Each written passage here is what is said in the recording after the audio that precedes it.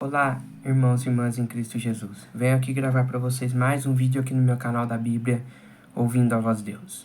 E no vídeo de hoje é a lição de número 7, a lição de jovens. Jesus e o islamismo.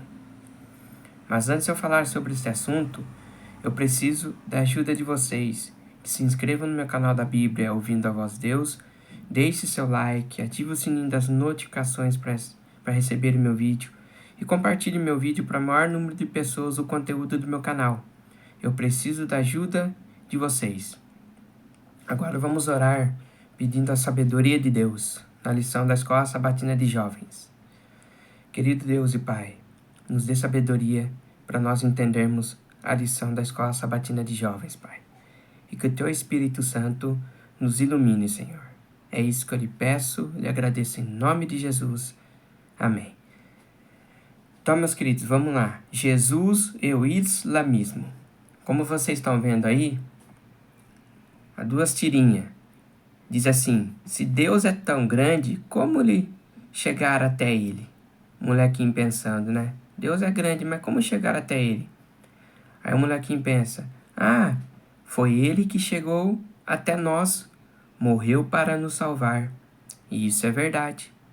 Um verso bíblico que eu queria falar para vocês é bem conhecido. Em São João 3,16 diz assim: porque Deus amou o mundo de tal maneira que entregou seu Filho unigênito, para que todo mundo nele crê e não pereça, mas tenha vida eterna. Então Jesus veio a este mundo morrer por nós. Jesus, ele derramou seu sangue por nós, na cruz do Calvário, para nos salvar. Jesus é o nosso Salvador. Continuando, aqui estão os textos bíblicos, né? Leia o texto bíblico dessa semana, Deuteronômio 6, do 1 a 25. Que vocês leiam aí em suas casas, porque eu não vou ler, como eu já disse. O meu vídeo vai ficar muito longo se eu ler esse texto bíblico. Mas continuando aqui no contexto bíblico, vamos continuar. Maomé, fundador do islamismo, nasceu por volta de 570 d.C., em Meca, na influente tribo dos Coraixitas. Perdeu o pai antes de nascer e a mãe aos 6 anos. Então, nós vimos aqui que ele perdeu o pai antes dele nascer. Depois, ele perdeu a mãe aos 6 anos. O Maomé, fundador do islamismo. De acordo com a fé islâmica, Maomé recebeu sua primeira revelação de Deus aos 40 anos, por meio do anjo Gabriel.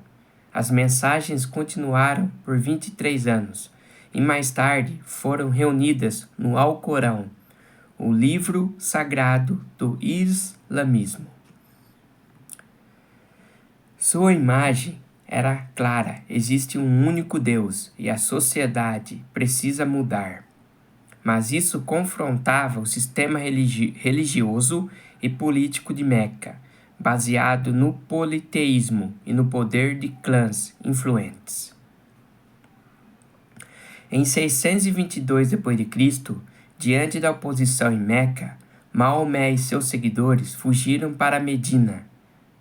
A Hegira, como ficou conhecida essa migração, marca o início do calendário islâmico. Em Medina, ele formou uma nova comunidade, continuou recebendo revelações e unificou tribos da Península Arábica.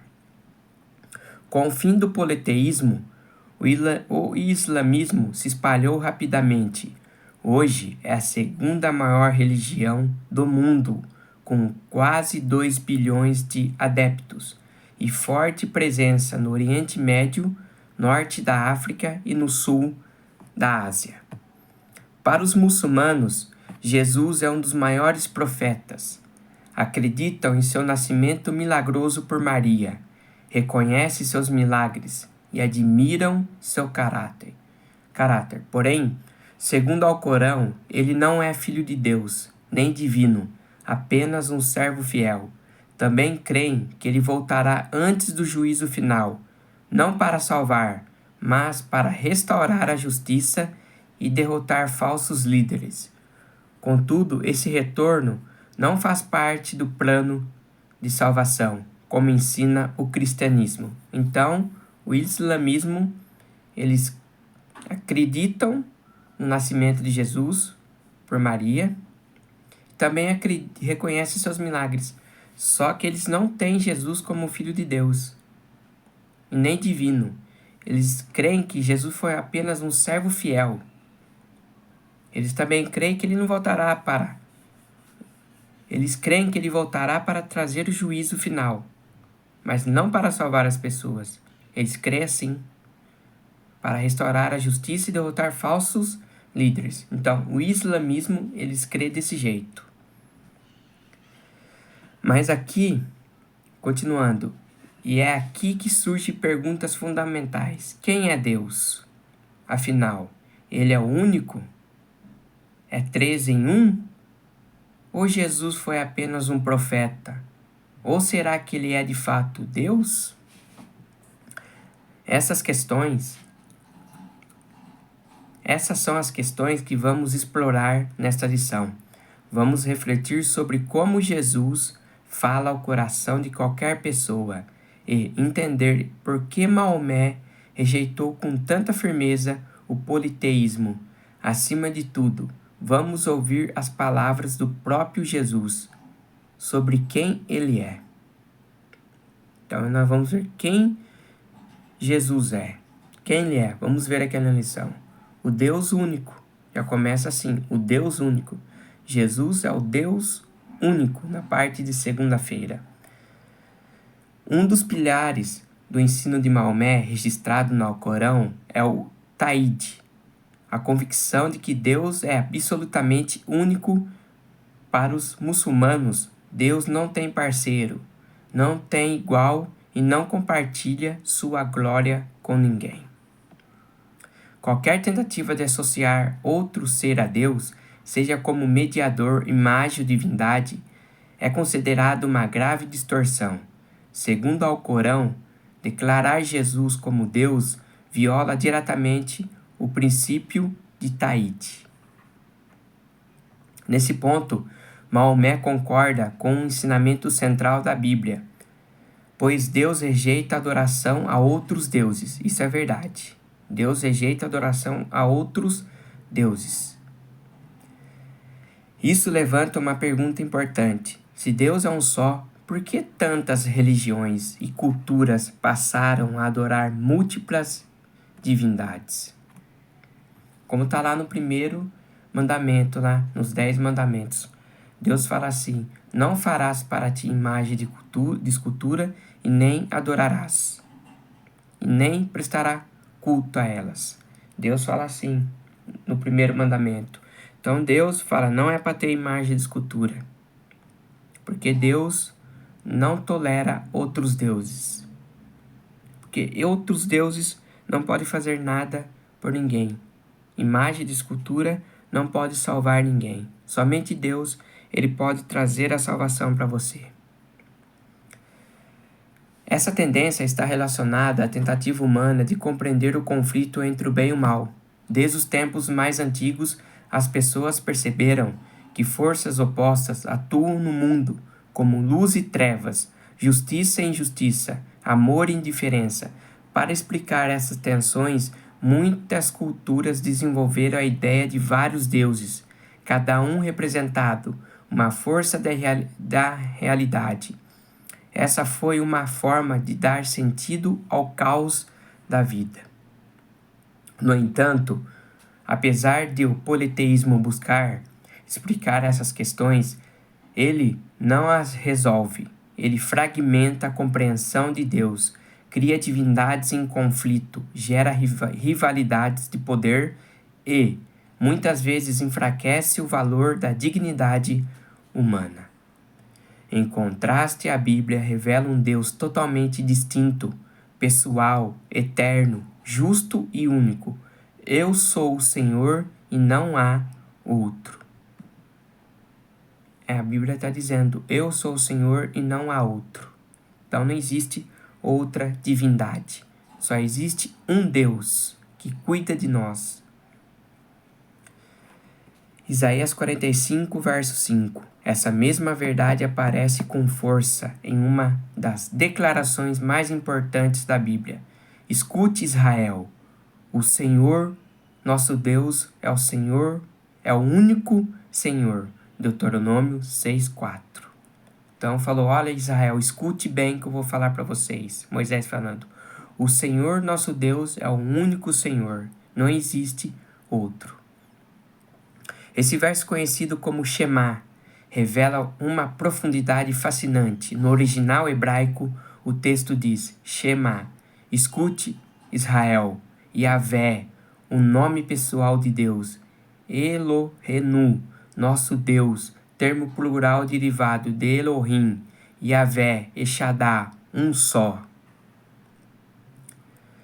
A combinação do nome Yahvé, que é singular, com o termo Elohim, que é plural, e a palavra Echad, que indica a unidade, composta, apresenta uma verdade profunda. Deus é um só, mas dentro dessa unidade há relacionamento. Desde a eternidade existe em perfeita comunhão. Pai, Filho, Espírito Santo, sua própria natureza expressa conexão, unidade e relacionamento. Parte de terça-feira. O Filho Prometido. Ilasmismo e judaísmo são religiões fortemente monoteístas e admiram Abraão como um grande exemplo de fé, mas divergem sobre o filho por meio de quem Deus cumpriria sua aliança. Para os judeus foi Isaque, para os muçulmanos Ismael. A Bíblia, porém, revela um terceiro filho prometido, que supera qualquer expectativa humana: Jesus. Jesus veio de Maria através do Espírito Santo. Maria ficou grávida através do Espírito Santo. O Messias prometido, que veio a este mundo para nos salvar, que derramou seu sangue, que está no céu intercedendo por nós. É Jesus, o Messias, o Filho prometido. Cristo era o centro da promessa. Ele disse, Abraão, o pai de vocês, alegrou-se por ver o meu dia. Ele o viu e se alegrou. João 8,56. E há um detalhe marcante. Essas palavras foram ditas no Templo de Jerusalém, perto do lugar onde cerca de 2000 anos antes Abraão foi chamado a sacrificar seu filho Isaque. Jesus foi além. Ele fez uma declaração que chocou seus ouvintes. Antes que Abraão existisse, o Eu Sou, em João 8,58. Ele não estava apenas dizendo que existia antes de Abraão, mas assumindo o próprio nome com que Yahvé se revelou a Moisés na sarça ardente. Eu sou o que sou, em Êxodo 3,14. Os líderes religiosos entenderam na hora o que Jesus estava dizendo, que era o próprio Deus revelado no Antigo Testamento. Por isso, pegaram pedras para apedrejá-lo. Jesus não se apresenta como apenas mais um mestre ou profeta entre muitos. Ele estava declarando, eu sou o próprio Deus, o Eterno, aquele em quem toda a história e o culto de vocês se apoiam. Como escreveu Ellen White, em Cristo, a vida original, não emprestada, não derivada, desejada de todas as nações, página 493. A Bíblia é clara sobre a singularidade de Deus. Portanto, grandioso és tu, ó Senhor, Deus, porque não há ninguém semelhante a ti, e não há outro Deus além de ti. 2 Samuel 7:22. Ou seja, Deus é único. A linha que separa o Criador da criação é absoluta, assim como não existe meio grávida, não existe meio Deus, ou quase divino.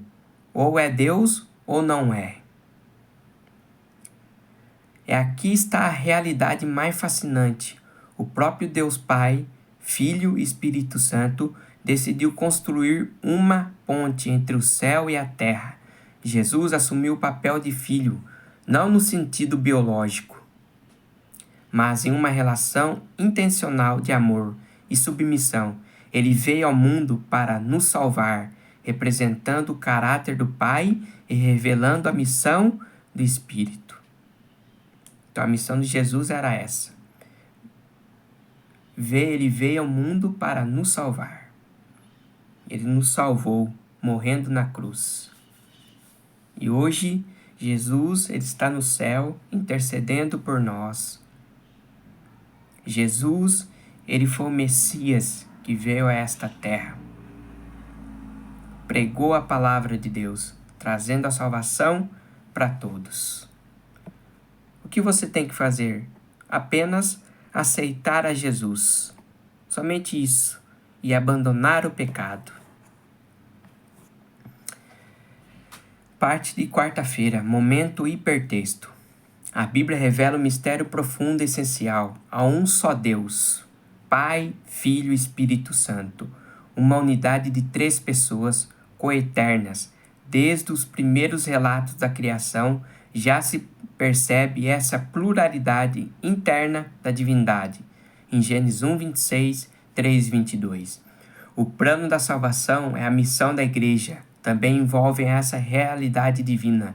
Jesus, o Filho, não começou a existir a partir de seu nascimento em Belém. Sua origem é eterna. Ele já estava com Deus antes de todas as coisas. Participou ativamente da criação. Ele é chamado de Deus, recebe adoração e compartilha da mesma essência divina do Pai. João 10:30, 20:28 e Colossenses 2:9. O Espírito Santo, por sua vez, atua desde o princípio, guiando, convencendo, consolando e capacitando. Em Gênesis 1:2, Atos 5:3 e 4 e Hebreus 9:14. O Deus triuno não é uma divisão, mas uma perfeita comunhão. As Escrituras revelam que Deus relaciona conosco em amor, poder e verdade. E que os textos seguintes nos ensinam sobre o Deus triuno? Aí está. Como eu já venho repetindo para vocês, leiam os textos nas suas casas para vocês saberem sobre Deus. Aí está. Deus é uma unidade de 3 pessoas. Os textos estão falando para vocês. Jesus já existia antes de nascer nesse mundo? Já fala. Ele mesmo não repete? Antes de Abraão existir, o eu sou. Esse eu sou foi que apareceu a Moisés na sarça ardente. Então ele já existia antes de Abraão. Porque Jesus é Deus. Eu quero só apenas compartilhar um texto aqui com vocês. Vamos ler. Isaías 9:6. Porque o menino nos nasceu, um filho nos foi dado, e o governo está sobre seus ombros. E ele será chamado Maravilhoso, Conselheiro, Deus Poderoso, Pai Eterno, Príncipe da Paz. Eu compartilhei um texto com vocês. E esse menino que nos nasceu foi Jesus. Mas Jesus, ele declarou, eu já existia antes de Abraão existir. Ele veio, Maria ficou grávida através do Espírito Santo, porque era a missão de Jesus. Era o propósito de Jesus salvar a humanidade. E Jesus, ele nos salvou, morrendo na cruz. E mais uma coisa, quando Jesus morreu na cruz, ele quebrou essa barreira entre judeus e gentios, porque a salvação é para todos que aceitam a ele. Então aí está os textos, que vocês leiam e participem comigo, comente no meu vídeo. Vamos para a parte de quinta-feira, sacrifício necessário. Quem foi o sacrifício necessário para nós? Foi Jesus. Antigamente na lei sacrificavam animais para perdoar o pecado daquela pessoa. E quando Jesus morre, ele foi o sacrifício. Hoje não tem mais sacrifício de animais. O sacrifício foi Jesus, morrendo numa cruz por nós. O Cordeiro perfeito que morreu numa cruz, derramando seu sangue. Vamos continuar. Para quem cresceu com a visão islâmica, a ideia cristã de expiação pode parecer estranha e até mesmo ofensiva. No islamismo, Deus perdoa diretamente em resposta ao arrependimento sincero, a oração e as boas ações da pessoa. Não há necessidade de um mediador, muito menos de um sacrifício. Um dos textos mais citados do Alcorão afirma: Dize, os servos meus que excederam contra si próprios, não desespereis da misericórdia de Alá. Certamente, ele perdoa todos os pecados, porque ele é o indulgente, misericordiosíssimo. A Bíblia, Surata Az-Zumar 39:53, está no Alcorão do islamismo. A Bíblia, no entanto, apresenta uma realidade mais profunda. O pecado não é apenas um deslize, nem simplesmente o descumprimento de uma regra, mas é uma traição ao coração de Deus, é uma ruptura no relacionamento com o Criador. Além de ser uma dívida legal, o pecado é também uma ferida relacional. Romanos 6:23 deixa isso bem claro, porque o salário do pecado é a morte, e essa morte é ao mesmo tempo física e espiritual, uma separação eterna de Deus, e essa dívida não pode ser simplesmente anulada sem violar sua justiça e santidade. Uma das razões pelas quais muitos muçulmanos acham difícil de compreender o alto custo do perdão é que no islamismo o pecado é entendido mais como uma fraqueza humana do que uma rebelião moral. Para eles, as pessoas erram, mas são plenamente capazes de se arrepender e mudar. Já no cristianismo, o pecado é encarado como algo que nos separa completamente de Deus, uma realidade tão séria que nenhuma boa ação nossa conseguiria desfazer. Por essa razão, a Bíblia fala tanto sobre expiação. Não basta simplesmente perdoar, é preciso restaurar e purificar, corrigindo a violação da lei moral de Deus. Como lemos em Isaías 59:2, mas as iniquidades de vocês fazem separação entre vocês e seu Deus, e os pecados que vocês cometem o levam a esconder o seu rosto de vocês. Portanto, sem derramamento de sangue não há remissão. Hebreus 9:22. De pecado, isto é o perdão, tem um custo altíssimo. Foi o próprio Deus quem decidiu pagar esse preço por nós. Tal como ele pagou morrendo numa cruz, derramando seu sangue por nós. Parte de sexta-feira, mostrando Cristo com amor. O islamismo tem feito conversos em muitas partes do mundo, e seus defensores negam a divindade de Cristo. Será que essa fé continuará se espalhando, enquanto aqueles que conhecem a verdade deixam de demonstrar um zelo intenso para combater o erro e ensinar as pessoas sobre a pré-existência do único Salvador do mundo? Como precisamos de pessoas que busquem e creiam na palavra de Deus, que apresente Jesus ao mundo em sua natureza divina e humana, declarando com poder e demonstração do Espírito que não existe nenhum outro nome dado entre os homens pelo qual importa que sejamos salvos. Atos 4:12. O que precisamos de crentes que revelam agora Cristo por meio da vida e do caráter, que o exaltem diante do mundo, como resplendor da glória do Pai, proclamando que Deus é amor. Ellen White, The Home Missionar, 10/9/1892.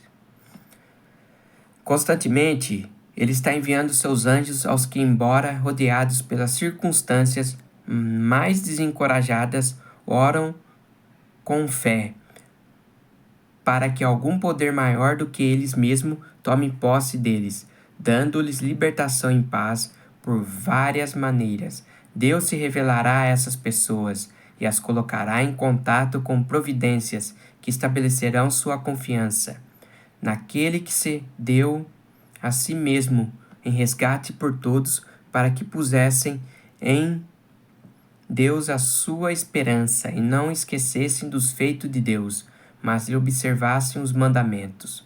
Salmo 78:7. E Ellen White, Profetas e Reis, página 222. Cristo atraiu a si o coração de seus ouvintes pela manifestação de seu amor. Então, pouco a pouco, à medida que iam podendo suportar, ele lhe explicava as grandes verdades de seu reino. Nós também devemos aprender a adaptar nossas atividades às condições do povo para encontrar as pessoas onde elas estão. Embora os requisitos da lei de Deus devam ser apresentados ao mundo, nunca devemos nos esquecer de que o amor de Cristo é o único poder capaz de abrandar o coração e levá-lo à obediência. Ellen White, Evangelismo, página 41. Embora a lógica possa falhar em mover o argumento, seja impotente para convencer o amor de Cristo, revelado no ministério pessoal, pode abrandar o coração endurecido de modo que a semente da verdade possa enraizar-se. Ellen White, Parábola de Jesus, página 27.